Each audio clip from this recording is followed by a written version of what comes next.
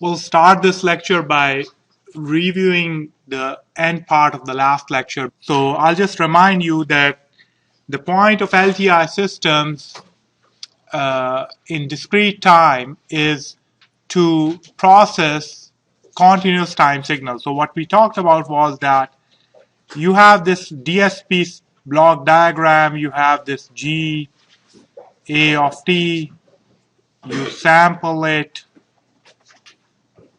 to get Gn, and then you often have a discrete time LTI system described by either its impulse response or its frequency response to get Yn, and then you reconstruct it with some time period t to get back yr or t. Now in many problems, the goal is that you want this entire relationship between the continuous time input and the continuous time output to be described through a continuous time linear time invariant system. So what you want to do is that this whole dashed block operate as if you had a continuous time system with the frequency response h effective j omega. We call it h effective because it's not really there to give you yr of t. Okay. So in the last lecture we had talked about how can this be accomplished. In general, we had given the input-output relationship in frequency of the above block. We had given the relationship, which is always true. So first relationship that we had given was that the output frequencies of the continuous signal, they are given by hr j omega. hr j omega, which is just the frequency response of the reconstruction filter, times ah of e to the j capital omega t, which is just this discrete time filter with just a rescaling of the frequency axis, times 1 over t summation k from minus infinity to infinity g of a j omega minus 2 pi k over t. Okay. So we had said that this relationship is always true between the input and output. Okay. This relationship, although always true, does not imply that the input-output relationship is described through an LTI system. So what we had done was we had made some additional assumptions. We had said that if two conditions are satisfied,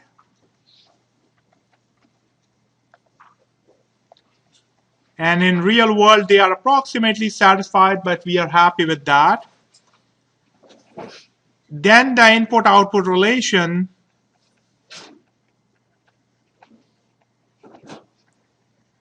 can be described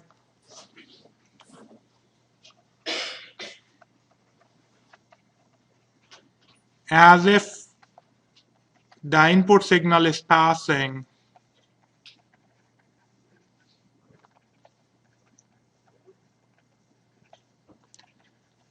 through a continuous time LTI system. Okay. So if these conditions are satisfied, then this block acts as a continuous time linear time invariant system. What are those conditions? The first condition we had said was that t is such that Nyquist criterion is satisfied.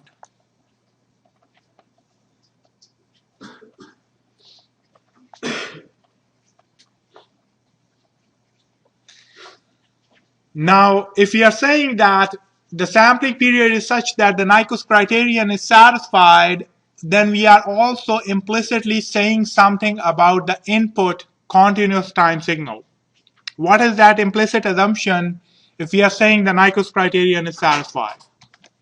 The implicit assumption has to be that your signal is band limited. Otherwise, Nyquist criterion does not make any sense. So implicitly, this means GA of t is band limited to some frequency omega m. Now, if this were not the case and we still want to make sure that somehow the Nyquist criterion is satisfied, then what should we do before sampling? So if this was not the case, then the first thing we'll have to do is pass GA of t to an anti-aliasing filter that makes your signal a band-limited signal. Okay, we'll come to that later. Right now, assume the Nyquist criterion is satisfied, which implicitly means it is a band-limited signal. Then the second condition is that HR, the reconstruction filter, is an ideal reconstruction filter. And whenever we talk about an ideal reconstruction filter, we mean corresponding to the sinc interpolation, which means that HR of j omega is a perfect low pass filter with height t for absolute value of omega less than or equal to pi by t and 0 otherwise. So in the last class we have said if these conditions are satisfied, then what you can show is that YR j omega equals h of e to the j omega t times this indicator function, which is non-zero only between pi by t and minus pi by t omega, times g a of j omega.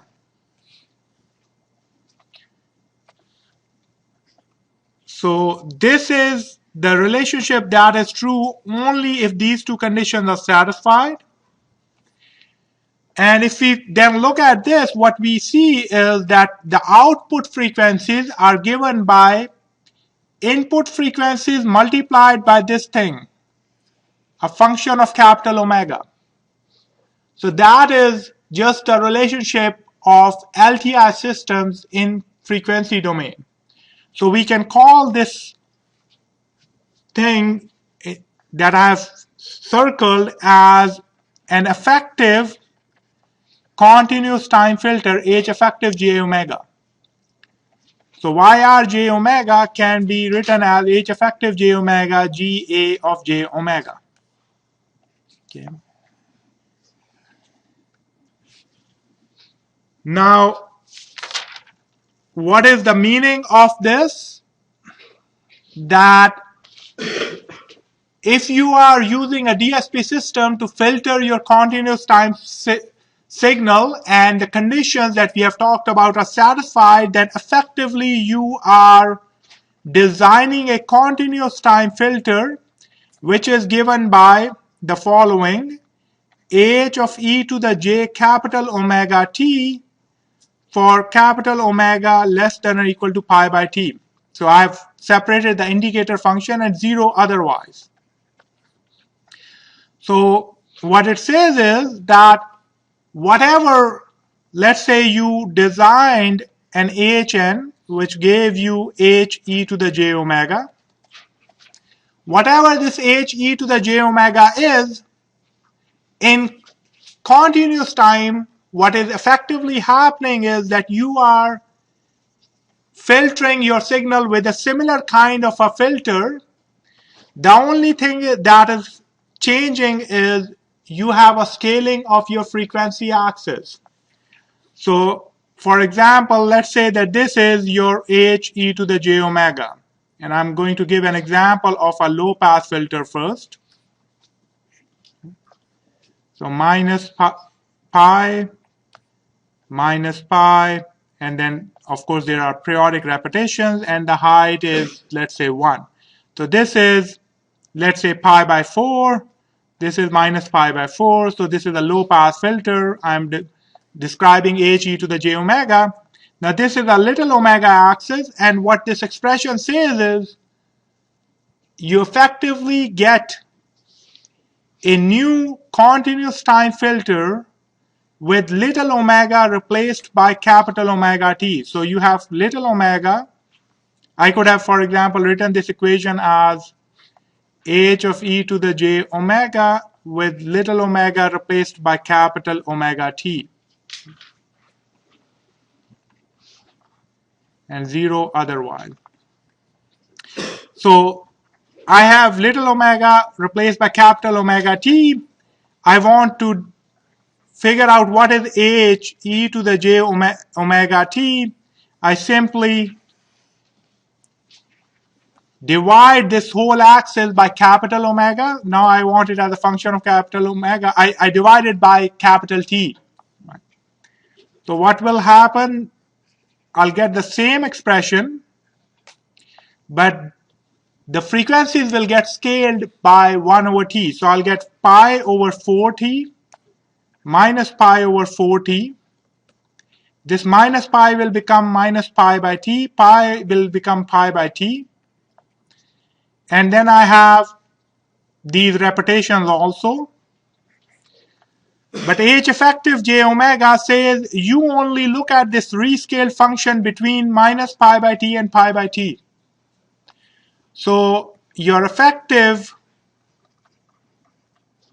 j omega is simply this rescaled function up to minus pi by t to pi by t.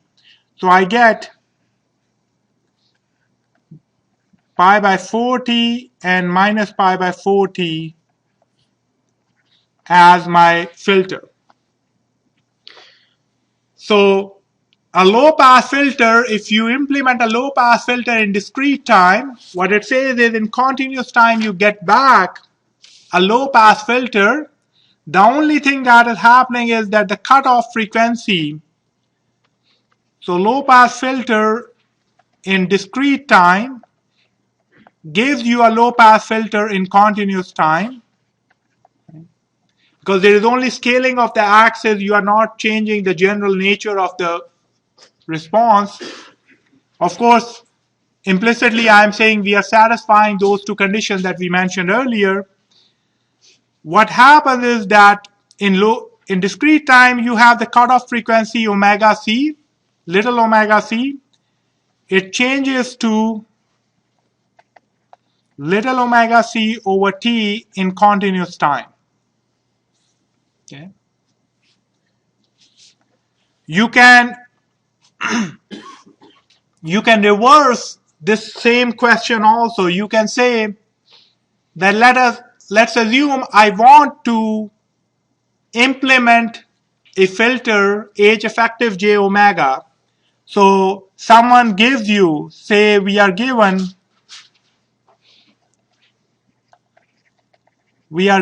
h effective j omega. Okay. Someone comes to you and says, here is a song, for example, and I want to low pass filter it up to 10 kilohertz. What should you do if you are going to process it using a discrete time system? Okay. The basic principle, the basic equivalence remains the same. If the two conditions of you don't have aliasing, you satisfy the Nyquist criterion, and you have ideal reconstruction filter, if those two conditions are satisfied, then we know the relationship between h effective j omega. We said it is h of e to the j capital omega t for capital omega less than or equal to pi by t and 0 otherwise. Well, the same relationship can be reversed. Using this relationship, I can ask, what should be my discrete time filter given that I know h effective j omega? So the relationship is h of e to the j omega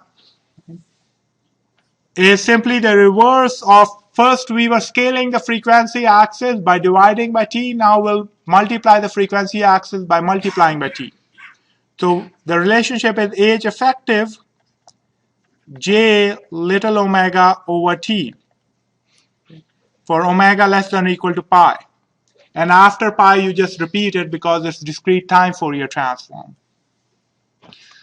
So this is the relationship if you are given the continuous time desired function and you are interested in implementing the discrete time system. So an example will be, say, someone says,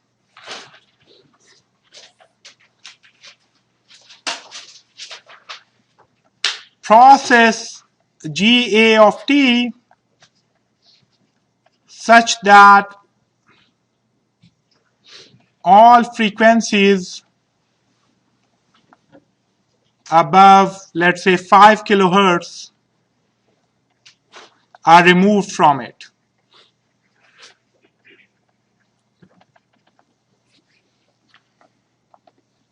Now, what this effectively means is you are interested in a filter which is a low pass filter with a cutoff of 10,000 pi. So it goes from minus 10,000 pi to 10,000 pi in the capital omega axis with a height of 1. You are given this. Well, how do you, and assuming that it was band limited, your t is large enough that you don't do any aliasing, you satisfy the Nyquist criterion, the reconstruction filter is ideal. Using this expression, you can find out what should your discrete time filter be. It is given by this relationship. So what this relationship says is that you first replace capital omega. Again, I can just write H effective J omega. That is simply equal to H effective J capital omega with capital omega replaced by little omega over t.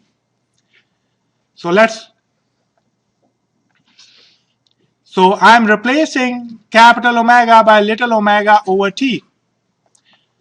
So what it looks like is if I want to get in little omega, I just multiply it with capital T. So what I will get is my 10,000 pi will actually become 10,000 pi capital T. And this will be minus 10,000 pi capital T. Okay.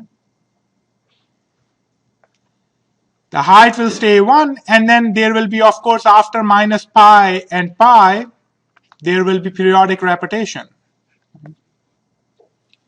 Again, by the reasoning that you don't have aliasing, this minus 10,000 pi t can't be smaller than minus pi. This end cannot cross the range pi. So this is your H of j omega. Okay. And that's how typically the processing is done, which is you're given the continuous time expression and you just change it to what the equivalent discrete time filter will be. In general, you can also, if you are given not the frequency response, but rather you are given the impulse response in continuous time or discrete time, you can also relate those expressions. We won't go into the proof of that. The proof is very simple, similar to the sampling kind of theorem we had done. But let's say someone says, design a filter Hn such that the DSP system mimics a continuous time filter with impulse response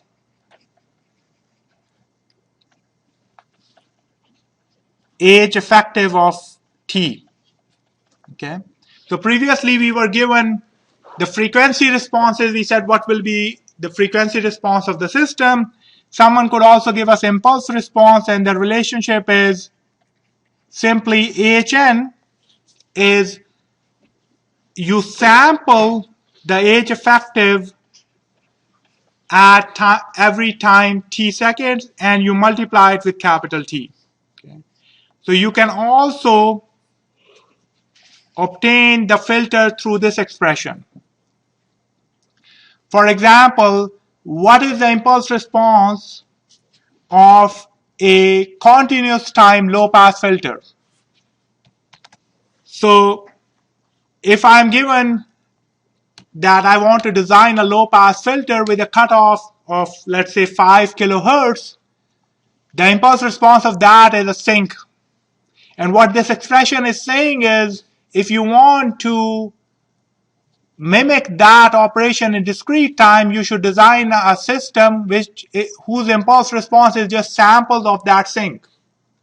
Or you can call it a sampled sinc function. So this is an expression that you can use if you are given just the impulse response, or you can use the frequency response. Either way is fine. Okay. In general, if you are given the continuous system, you can get to the discrete system using that expression, especially if you are given a complicated kind of a frequency response. You have to use that expression, which is just a scaling of the axis. But if you are given any kind of filters like low pass filter, high pass filter, band pass filter, band stop filter, the expressions or the versions of that, whether you are doing discrete time or continuous time, is the same. The only thing you are required to do is scale the axis of the frequencies.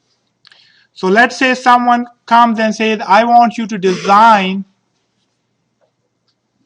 a DSP system which mimics a continuous time filter, and I'll give these examples. Continuous time filter which does different operations. You have to now figure out what is the equivalent discrete time filter. Okay. So the first example is, let's say someone comes and says, design a low pass filter with a cutoff of omega c. Well, in the discrete time, you will also get a low pass filter. The only thing you have to change is its cutoff frequency becomes little omega c equals capital omega c times t. That's the only difference. If someone says design a low pass filter with cutoff 15 kilohertz, you say I have to design in discrete time a low pass filter with cutoff 15 kilohertz times t times 2 pi. Okay. What about high pass filter? Again, it's the same. A high pass filter has a cutoff of omega c. Of course, it looks different. A high pass filter looks, so a low pass filter with cutoff looks like this. A high pass filter with cutoff omega c looks like this. Right? Omega c here, omega c here. In discrete time, again, it will be a high pass filter. You can use the expression that we derived earlier to verify that. The only thing will be that the cutoff frequency of the high pass filter will be multiplied by t. Okay. Let's say someone comes and says design a band pass filter omega with cutoffs of omega c1 and omega c2. So what does a band pass filter look like? You have two bands going from omega c1 to omega c2 and minus omega c2 to minus omega c1. Well, in discrete time, you also get a band pass filter then. Again, you just do a scaling of the axis, and the only thing that changes is that little omega c1 becomes capital omega c1 times t, and little omega c2 becomes capital omega c2 times t. Similarly, if someone says design a band stop filter, which again has two parameters, omega C1, omega C2, but it now looks like this.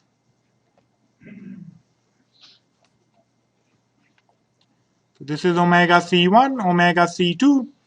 In discrete time, you get a band stop filter also, with the cutoff changed to multiplication by a factor of t. Okay. So this is just a cheat sheet. In general, whatever is the frequency response that you are given in continuous time, if you want to get the equivalent system, all you have to do is scale the frequency axis from minus pi by t to pi by t, and then you just repeat it because of the periodicity of the discrete time Fourier transform.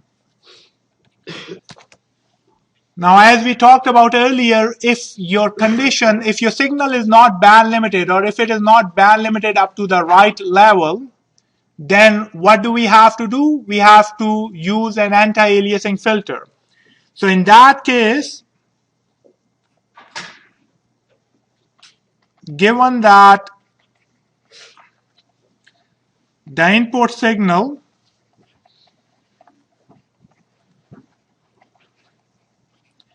is not band limited to the desired frequency, it could be band limited, but maybe the bandwidth is too high,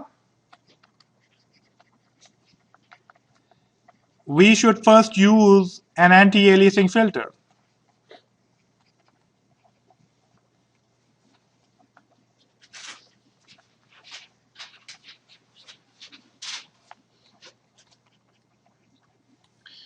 So in that case, what happens is you have g of t, you first pass it through an anti-aliasing filter, HAA j omega, okay, and we get GA of t, and assuming that after that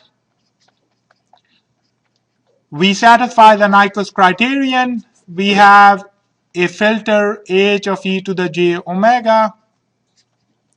This is Gn, we get at the output Yn, and then we reconstruct it to get YRT.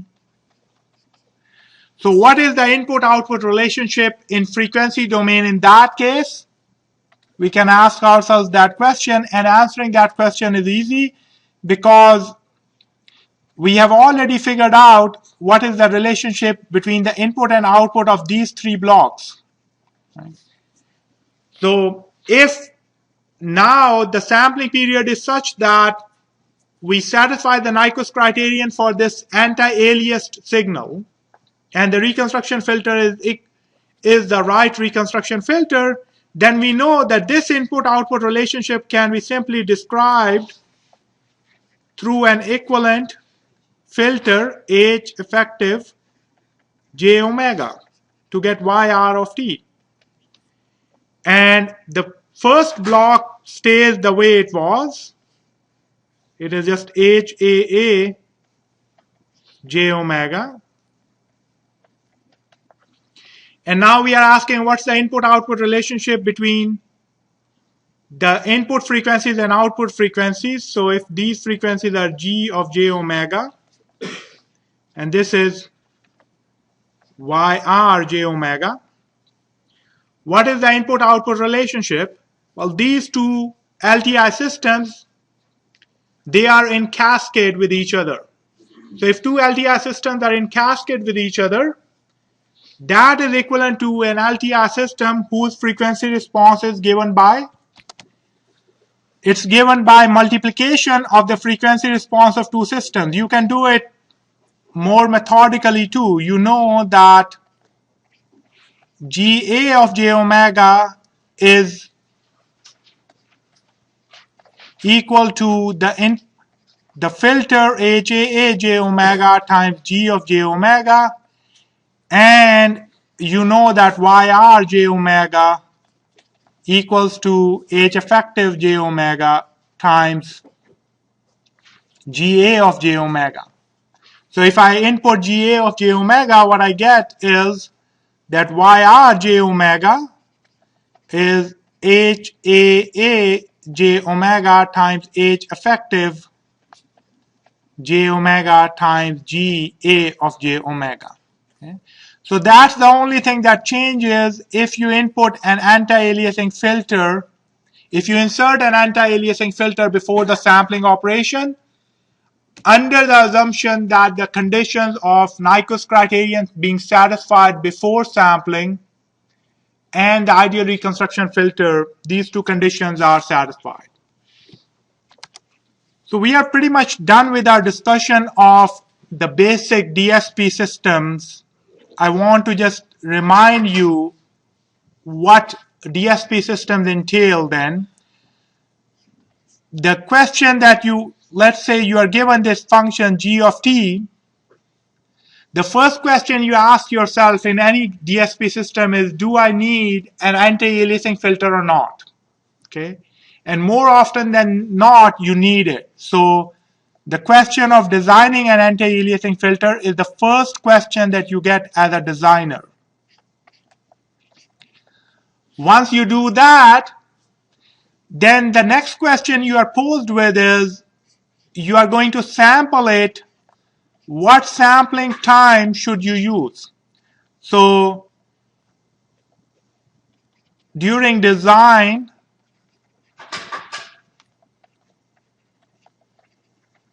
we ask, do we need an anti-aliasing filter? That's the first question. Then the second question is, what should be the value of t?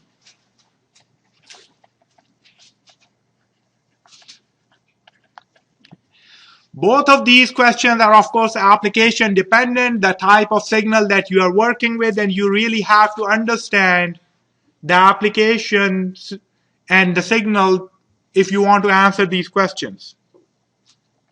Once you pick that, the hope is that you pick T and anti-aliasing filters that you don't get any aliasing after you sample. Then you are always looking for some sort of an LTI system in discrete time, hn or h of e to the j omega, such that, and the discrete time goes with the same time period to get yr of e. Your filter that you pick is, of course, based upon what you really wanted to do in the continuous time. So the question that becomes is, what should be hn or equivalently h of e to the j omega, given the needs of our application?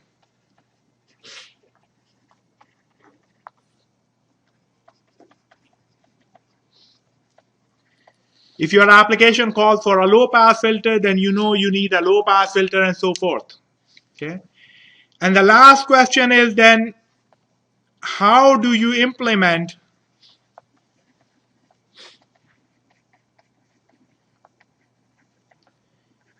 HN in your DSP system? So we have addressed, at least heuristically, we have said, do we need an anti-aliasing filter? You should by now know whether or not you need it based upon the system, what frequencies it has, what's the time period that you're using, what should be the value of t. We know that now. Okay. What should be our filter? We have answered that based upon the continuous time expression that we get. The last question of how do you implement HN in your DSP system, there is some trickery involved, because oftentimes what you will end up with is, let's say you talk about the low pass filter. We just said that if your low pass filter in continuous time is, so that is just a sink, right? And sink goes from minus infinity to infinity. And the equivalent discrete time system will be just take samples of that sink and multiply it by t. Well, your HN will go from now minus infinity to infinity. In a DSP system, in any digital system, you can't have an impulse response which goes from minus infinity to infinity. So you have to really cut off those things and what are the implications involved when you do this cut off all these questions. This part will come to it later.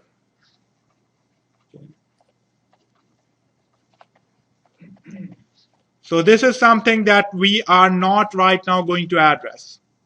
But other than that, we have addressed all aspects of DSP systems. So I want to just conclude our discussion of sampling theory by talking about what are the practical things that you often face when you are dealing with DSP systems. So ideally, we talked about the following block diagram. I'm going to ignore right now the anti-aliasing filter. In an ideal DSP system, we assume that you have this continuous to discrete block, which is just a perfect sampling operator. We get this AHN, and then I have this discrete to continuous block, which has a perfect reconstruction filter to get YR of t. Now, in practice, what happens is that this continuous to discrete system has some imperfections. So this continuous to discrete system, instead of having this kind of a shape, GA of t and GN, this is really equal to the following. You have a circuit first which is called sample and hold.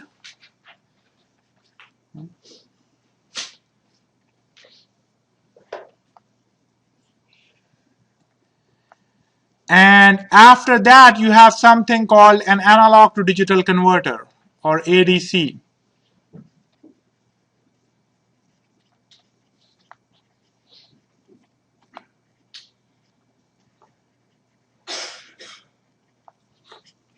To get GN.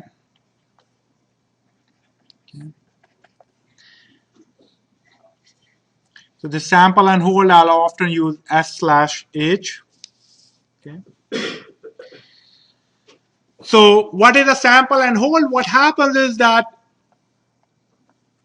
your signal is varying, right? Its value is changing at every time, but the analog to digital converter, which takes the input and changes it into a sample, it has some non-zero, non-negligible amount of time between which it can register its input, because it's made up of all these circuits which have settling times.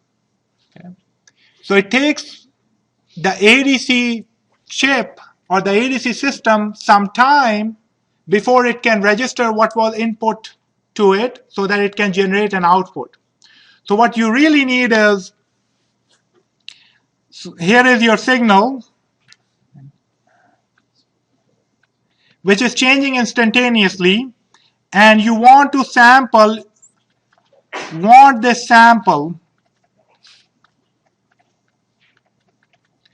Now in practice, this sample has to stay there for a little while. It could be 9 nanoseconds, 10 nanoseconds, 1 millisecond, depending upon the chip, depending upon the ADC specifications. If you go and look at the data sheets for these ADC chips, they specify how much time it needs to settle.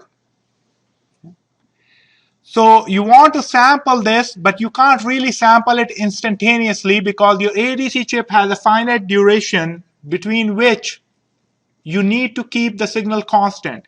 And the sample and hold circuitry, basically its goal is that it holds the value of the sample for a non-negligible amount of time, maybe for this amount. So hold the value constant so that the output can settle. Because remember, all of this continuous to discrete conversion is happening in electronics, and electronics have finite propagation times.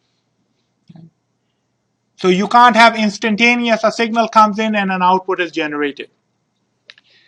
And that is why ADCs, which have higher frequencies, so if you go in the market and say, I want an ADC which samples at 200 megahertz, it generates basically 200 million samples per second, it will have some cost, but if you go to market and say, I want an ADC which samples at 1 giga samples per second, which one do you think will cost more?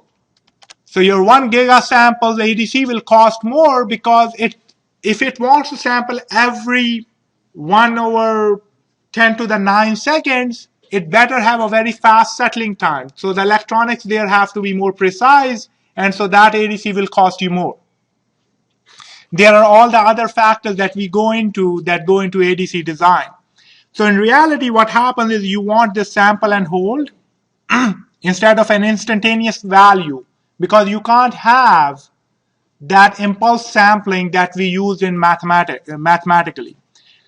Now, even there, what you get is some sort of an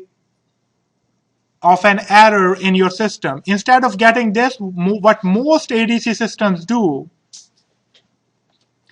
is actually during the duration that they are settling, they basically, instead of generating one value, they sort of integrate the value over that range and give you an average value at that time instant.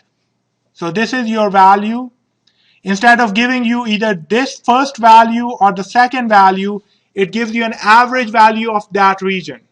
Okay. So the effect of that is that sample and hold creates some approximation in your sample value.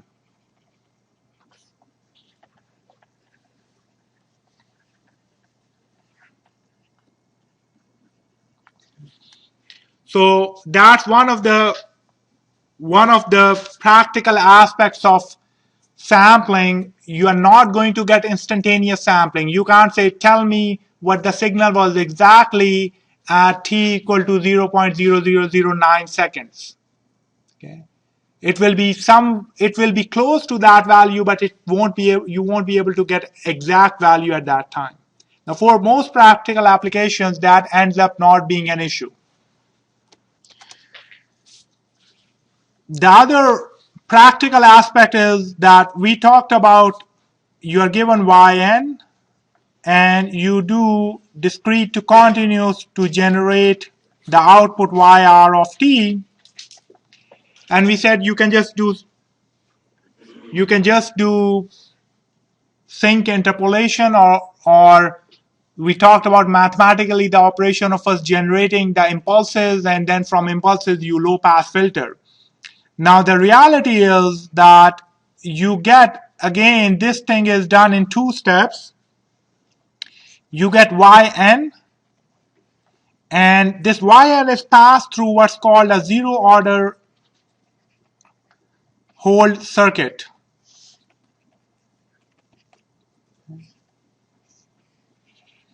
And after that, you pass it through a reconstruction filter, but the reconstruction filter is called compensation reconstruction filter.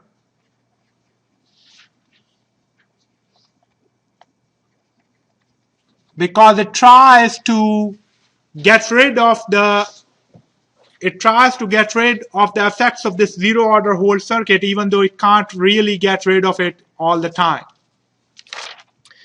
So what is the zero order hold circuit? Let me remind you that when you have yn, we talked about, well, you use yn and then you simply generate an impulse yp of t, which is equal to summation n from -infinity to infinity yn delta of t minus nt.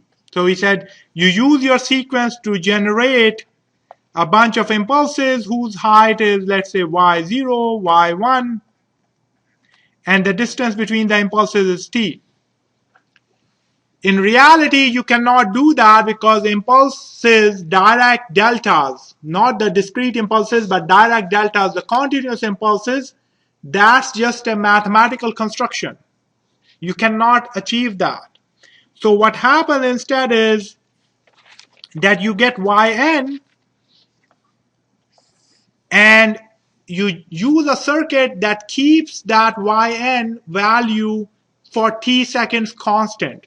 So instead of getting an impulse, what you get is a value of y0 that you hold constant for t seconds. So this is y0.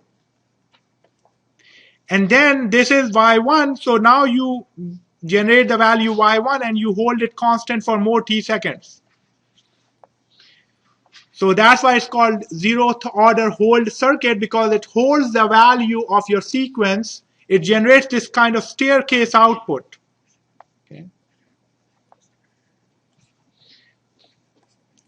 The width of each of the stair is t seconds, and the value is given by whatever was your sequence value, y1, y2, and so forth.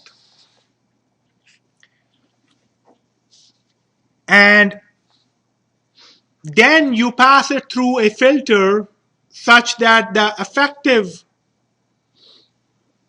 action of the zeroth order hold filter and your new filter tries to mimic the ideal reconstruction filter, even though it cannot ever do that explicitly. Okay. The last approximation that I want to talk about is in relation to the ADC output itself.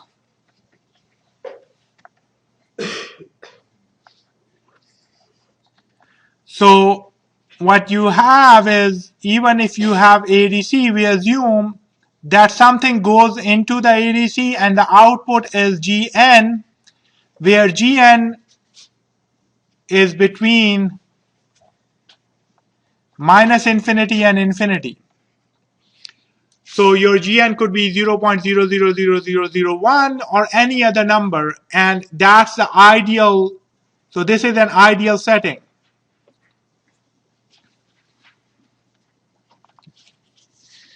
Now in practice, what happens is that we have two types of constraints. The first constraint is that ADCs can only detect values between some maximum and some minimum value.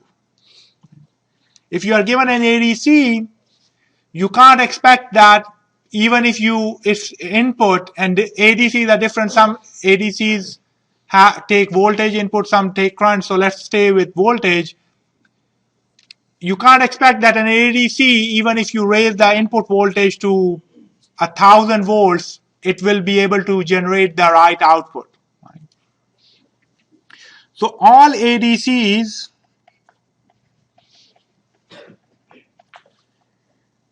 can only detect values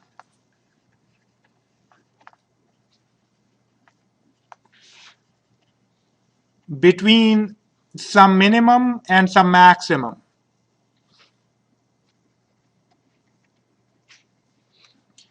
Let's call the minimum eta min and some maximum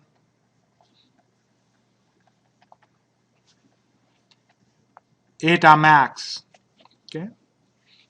And so with ADCs, what you have is known as dynamic range, which is eta max minus eta min. This is called the dynamic range of an ADC.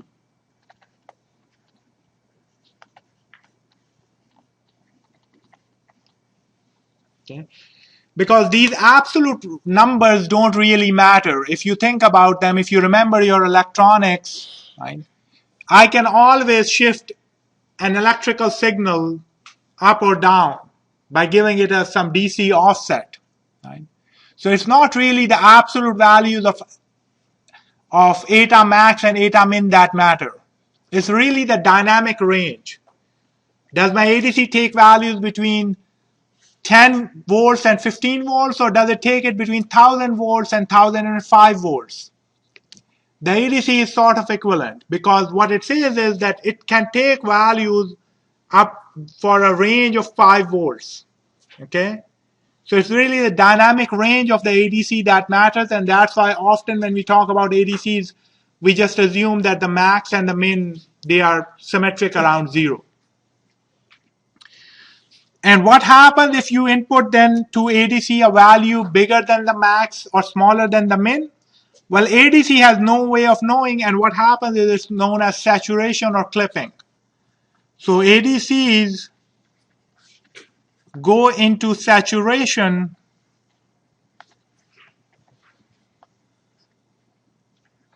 or clipping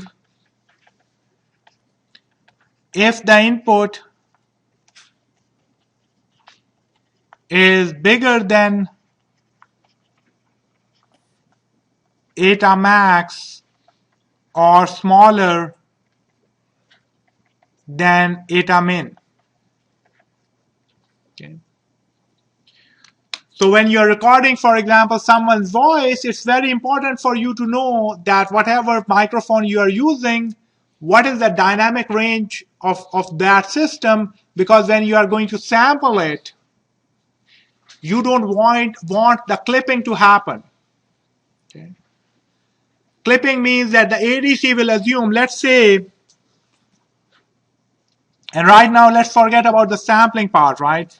Clipping means, let's say you had a sinusoid like this, and your eta max was here and eta min was here.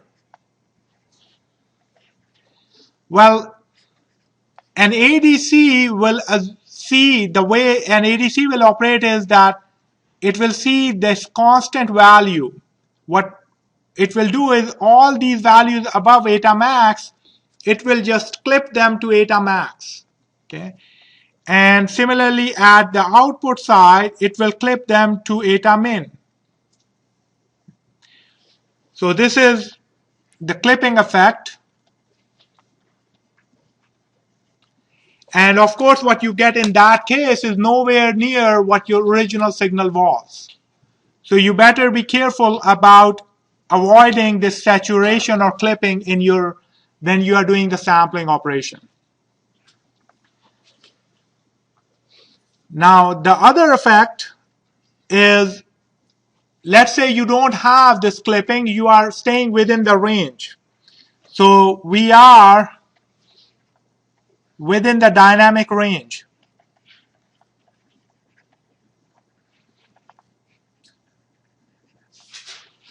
R of an ADC. Well, even in that case, there is some imperfection involved. Why is there an imperfection? Because a digital system has only a finite number of bits. So an ADC generates a finite number of bits. The output of an ADC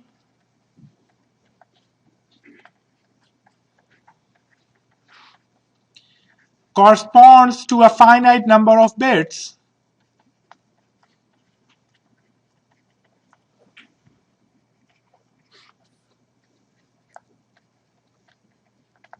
Okay. Say B bits. So you will hear the word, it's an 8-bit ADC, it's a 16-bit ADC, or it's a 32-bit ADC. Okay. Now, if you are given a B bits ADC, how many distinct numbers that ADC can represent? So if you have B bits, you can represent 2 to the B distinct numbers.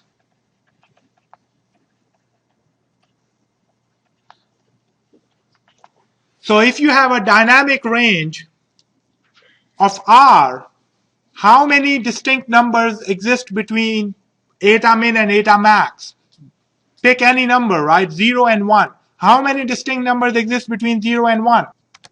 So between 0 and 1, you have an infinite number of distinct numbers, but you only have room for 2 to the B distinct numbers, which means you have to map many numbers to only 2 to the B distinct numbers. So if we are given 2 to the b distinct numbers, we have to do mapping of many numbers to these distinct numbers. That takes us to the concept of quantization, which is the concept of how to convert all possible values between eta max and eta min into 2 to the b numbers.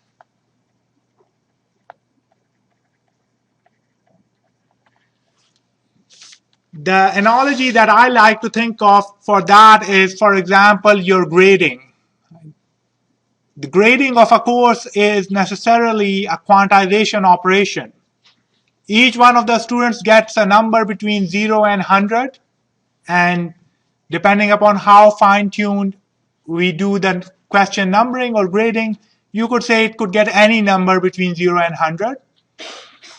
But at the end of the day, we have to map that into a few grades: A, B plus B, C plus C, D, F, and so forth. So how do we do that then? We say there is a range of numbers, let's say between 90 and 100, that get mapped into A. There's a range of numbers, let's say between 0 and 20, that gets mapped into an F. So the quantization process is a very similar process. What you say is, I want to figure out, I have this dynamic range between eta max and eta min. I want to divide it into pieces and assign each piece to a distinct number. Now, there are many different types of quantizations that are available to us. The most common one that we study is called uniform quantization.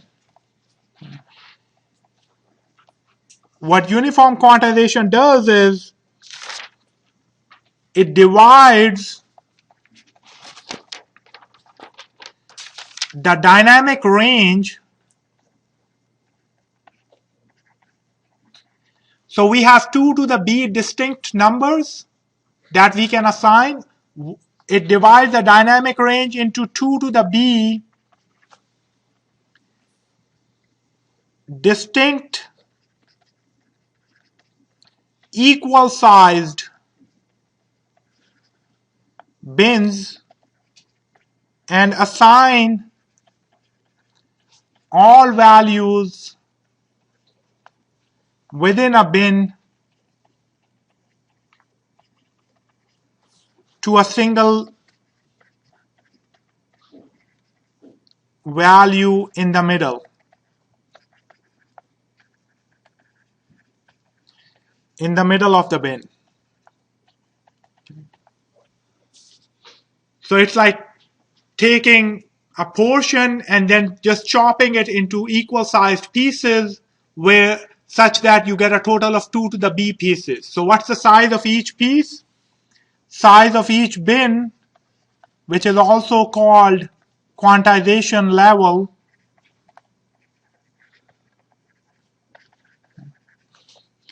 well, we represent that by delta. That is simply our total length we have is R, the dynamic range. Again, it doesn't matter where R is located. That is R.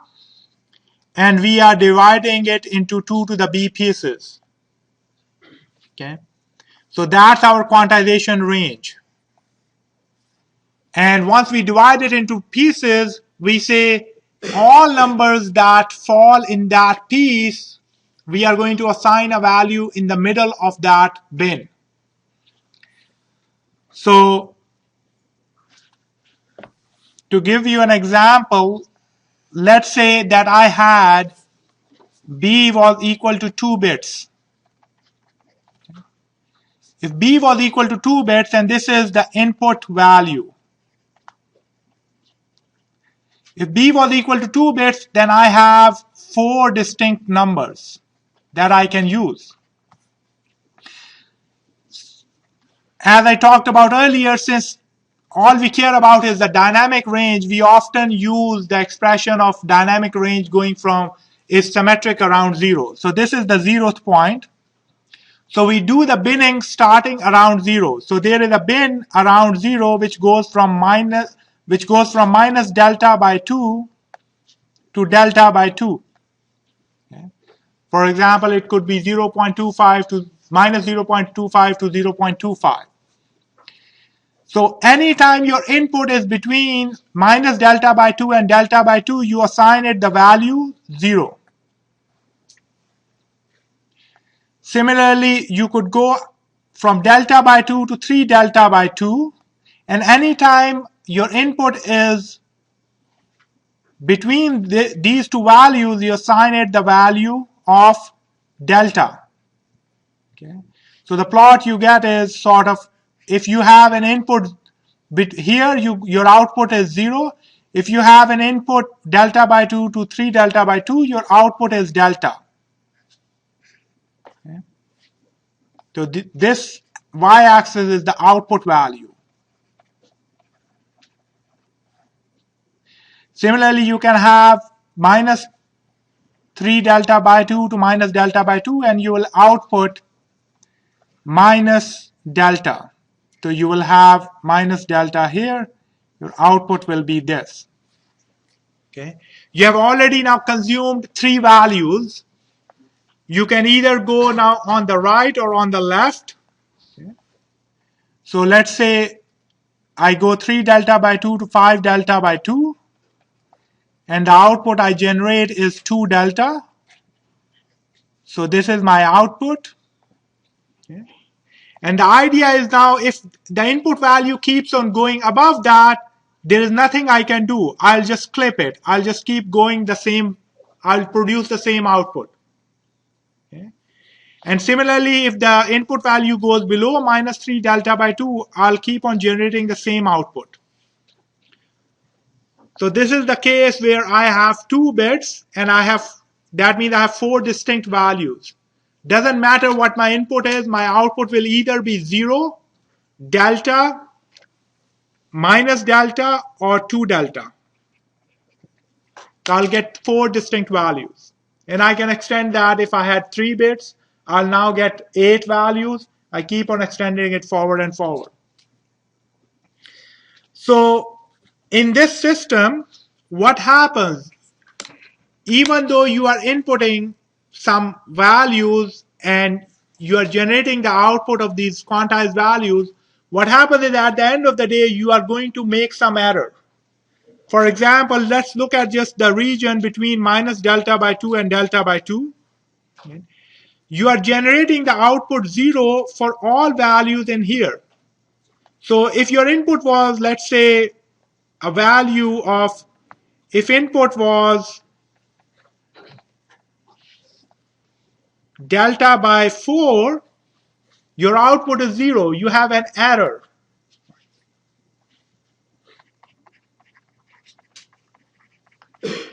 So that error between what is the true value, what happens is when you sample, there is a true value of the signal, but you only look at the quantized value of the signal. And you get an error because of that, and that error is called quantization error.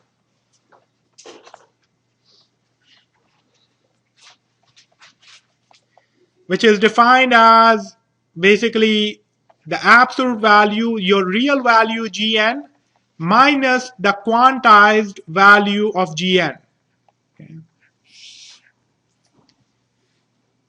And the maximum quantization error that you can have in uniform quantization